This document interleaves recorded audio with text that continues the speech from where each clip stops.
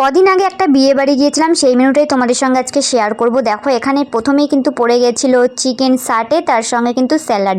আর chicken সাটেটা কিন্তু দুর্দান্ত হয়েছিল, সত্যি বলছি আমি এত জায়গায় চিকেন সাটে খেয়েছি, এটা কিন্তু টেস্টটা খুবই ভালো ছিল, মানে খুবই সুন্দর করেছিল সত্যি কথা বলতে। আমি যে এখন ভিডিওটা ভয়েস ওভার দিচ্ছি না, আমার মনে হচ্ছে দেখে আমার এখনই লোভ লাগছে।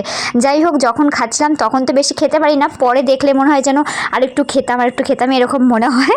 তো এদিকে রিম্পাদি দেখা করতে এসেছিল, তো রিম্পাদি তো আজকে যাবে না, আমরা যেহেতু বরযাত্রী এসেছি, তো রিম্পাদি আর ফিরবে না, কেননা বিয়ে হলে একদম কালকে বউ নিয়ে বাড়ি ফিরবে, তাই রিম্পাদি আমার সাথে একটু কথা বলতে এসেছিলো।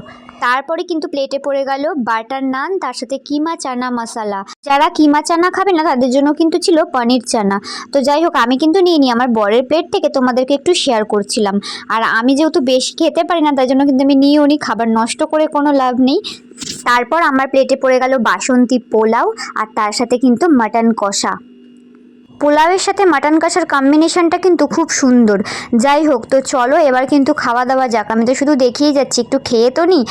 তো তারপর কিন্তু খেতে শুরু করে দিয়েছিলাম। আর তারপর বরের প্লেটে পড়েছিল নাল্লি, তো নাল্লিটা তো আমি নিয়ে নিয়েছি ওর প্লেট থেকে। আর এই দেখো পুরো নাল্লিটা কিন্তু ফাঁকা করে দিয়েছি। তো চলো, তোমরা কারা কারা নাল্লি খেতে ভালোবাসো অবশ্যই কমেন্টস করে জানিও। তারপর কিন্তু দিয়ে দিল চাটনি আর পাঁপড়টা আমি নিয়ে নিই, তাই আমি আমার বরের মানে প্লেট থেকে তোমাদেরকে শেয়ার করলাম যে চাটনির সাথে পাঁপড় ছিল, তার সাথে কিন্তু ছিল রাজভোগ বা রসগোল্লা, যেটাই বলে থাকো না কেন।